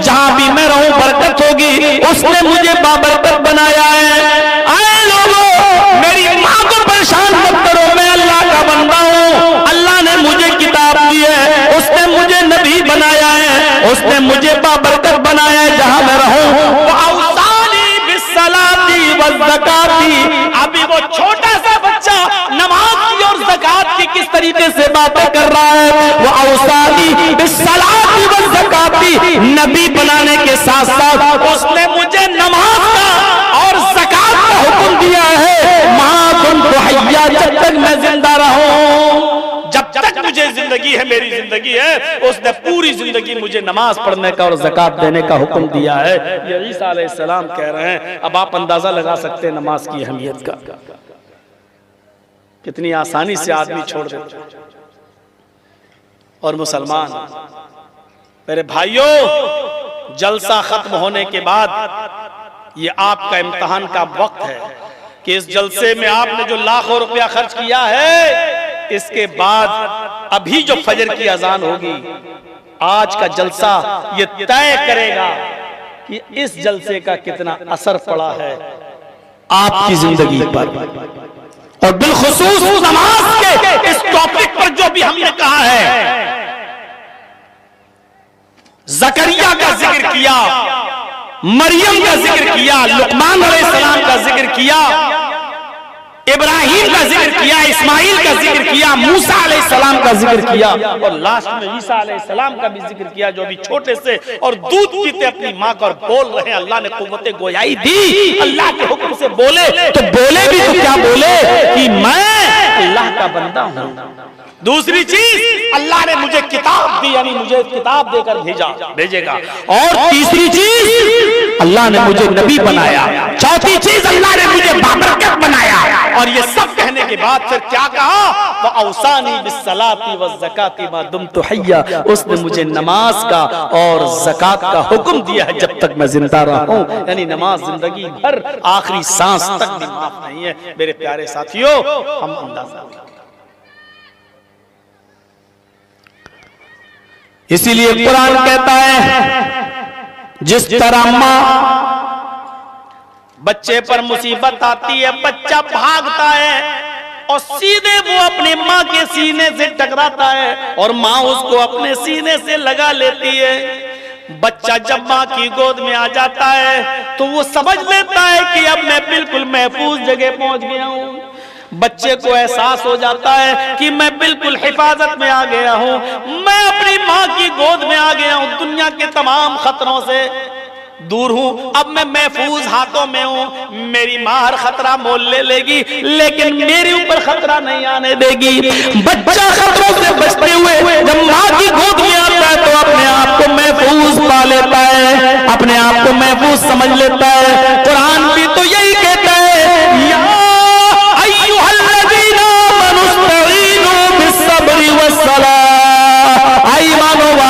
तुम भी सब्र और नमाज के जरिए अल्लाह से मदद मांगो। जब बंदा नमाज पढ़ लेता है तो वो महफूज हो जाता है, अपने आप को दुनिया के तमाम खतरों से महफूज पा लेता है। जब तुम्हें मुसीबत आया करे, परेशानी आया करे, तो नमाज की तरफ भागा करो, वुजू बनाकर 2 रकात नफिल नमाज पढ़ा करो और अल्लाह से मदद तलब किया करो। मेरे भाइयों, लोगों पर मुसीबतें आई तो उन्होंने नमाज का सहारा लिया। हजरत इब्राहिम अपनी बीवी सारा को लेके जा रहे हैं।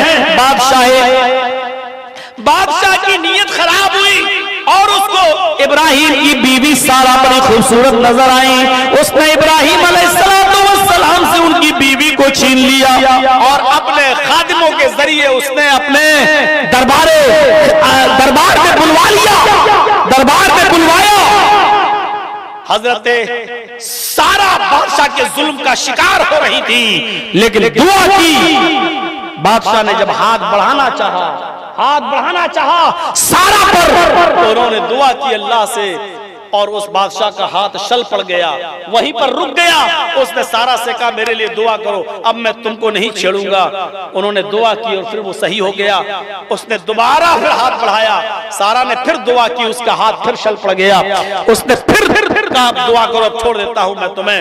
तीसरी बार फिर नियत खराब की, तीसरी बार भी फिर उसने कहा अच्छा मुझे माफ कर दो, अब मैं तुम्हें छोड़ देता हूं। तीसरी बार सारा ने दुआ की और वो छोड़ दिया है।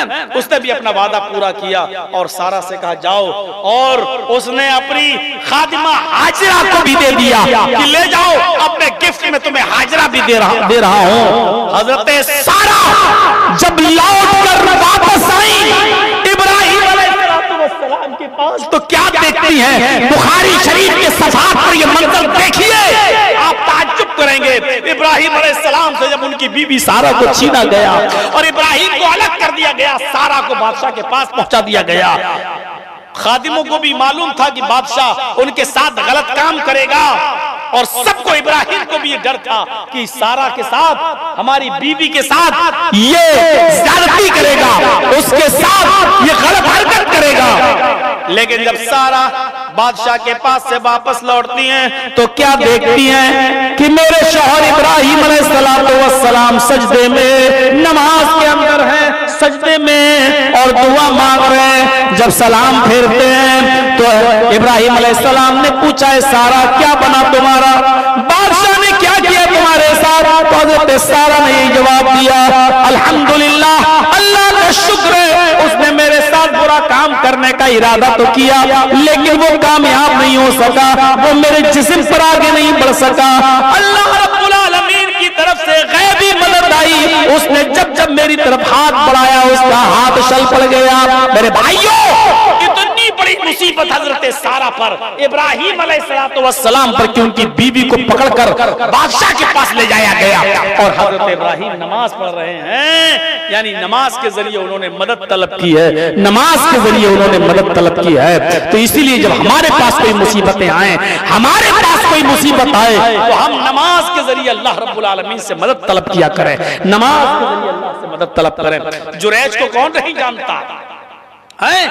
एक बार नमाज में थे, नफली नमाज में, और माँ ने आवाज दी, जुरैज। नहीं सुना? मुस्लिम के अल्फाज हैं, जुरैज। सुन लिया, कहने लगे अल्लाह, एक तरफ मेरी माँ, एक तरफ मैं, नमाज क्या करूं? फिर आवाज दी, जुरैज। अल्लाह, एक तरफ माँ है, एक तरफ इबादत में, क्या करूं? बहरहाल माँ की आवाज पर लब्बैक नहीं कहा, नमाज पढ़ते गए।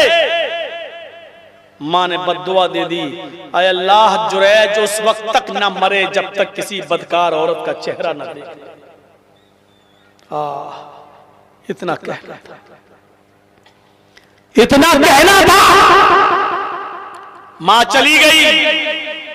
जुरैज ने बुरा काम तो नहीं किया, लेकिन हुआ यूं कि जंगल के अंदर कोई औरत बकरियां चरा रही थी और वहां किसी लकड़हारे के साथ उसकी आंखें भिड़ जाती हैं और वहां लकड़हारे ने उस बकरी चराने वाली औरत के साथ जिना कर लिया। वो चरवाहा कहीं चला गया, लकड़हारा कहीं चला गया, गायब, और इसको हमल ठहर गया। जब 9 महीने के बाद इसके पेट से बच्चा पैदा हुआ तो लोगों को बड़ा ताज्जुब हुआ कि बच्चा किसका है।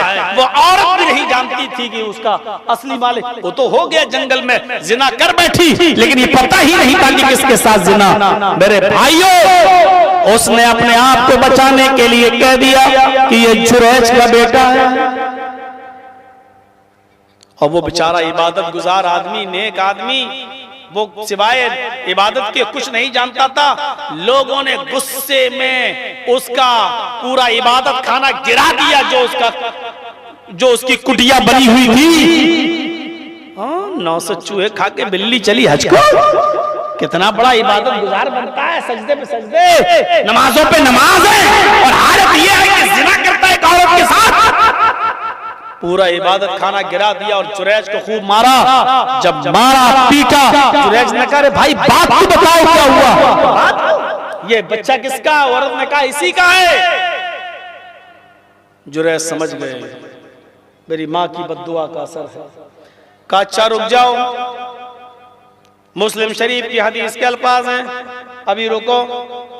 जुरैज ने वुजू बनाया, 2 रकात नमाज पढ़ी, नमाज पढ़ने के बाद दुआ मांगी, और दुआ करने के बाद कहा इस बच्चे को मेरे पास लाओ जो अभी पैदा हुआ है, जो ये औरत मेरा बता रही, इसको लेके आओ मेरे पास। उस बच्चे को लाया गया और जुरैज की गोद में रख दिया गया।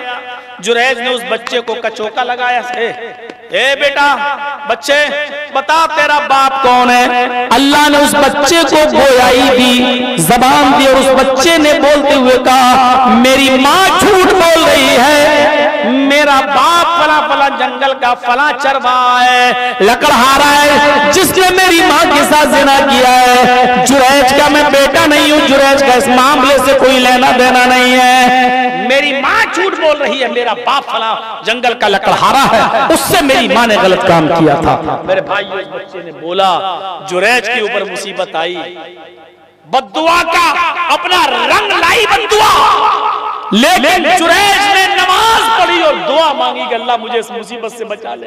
अल्लाह लोगों का एतबार खत्म हो जाएगा मेरे ऊपर से। अल्लाह फिर आज के बाद तेरे किसी नेक बंदे पर एतबार नहीं किया जाएगा। अल्लाह अगर आज मैं इस इल्जाम से पाक नहीं हुआ, बरी नहीं हुआ, तो कभी भी तेरे किसी अल्लाह नेक बंदे पर दुनिया एतबार नहीं करेगी। अल्लाह इस बच्चे को कुव्वत गोयाई दे। उसने दुआ मांगी और फिर बच्चे से कहा, बता बच्चे बता तेरा बाप कौन है। फिर बच्चा बोला, यानी नमाज पढ़कर उसने मुसीबत को दूर किया। या अय्युहल्लज़ीना आमनुस्तईनु बिस्सब्रि वस्सलाह, ईमान वालों नमाज और सब्र के जरिए तुम अल्लाह से मदद मांगो। तो जब ऐसी कुछ मुसीबतें आया करें तो नमाज और सब्र के जरिए अल्लाह से मदद तलब किया करो। मेरे भाइयों 1.5 घंटा तो हो चुका है, 3:15 तक, 3:20 हो रहा है, सर्दियों की रात है, काफी है। वाला जिक्रुल्लाहि अकबर का मामला मैं छोड़ देता हूँ, फिर कभी किसी दूसरे मौके पर आप सुनिएगा। तो मैं दुआ करता हूँ अल्लाह तबारक व तआला से कि अल आलमीन हमें कुरान पढ़ने की नहीं बल्कि कुरान की तिलावत की तौफीक अता फरमाए। हमें नमाज पढ़ने की नहीं, हमें नमाज कायम करने की तौफीक अता फरमा। और जितनी भी मुसीबतें हमारे पास आए अल्लाह उन मुसीबतों में सब्र और नमाज के जरिए अल्लाह हमें अपने से मदद मांगने वाला बना दे, अल्लाह की जात से मदद मांगने वाला बना दे। इलाहुल आलमीन जब तक तो हमें जिंदा रख, इस्लाम पे जिंदा रखना, और जब हमारा खात्मा हो तो ईमान पर हमारा खात्मा फरमाना। वमा अलैना इल्लल बलागुल मुबीन व आखिरु दावाना अनिल हम्दुलिल्लाहि रब्बिल आलमीन। अस्सलामु अलैकुम व रहमतुल्लाहि व बरकातुहू।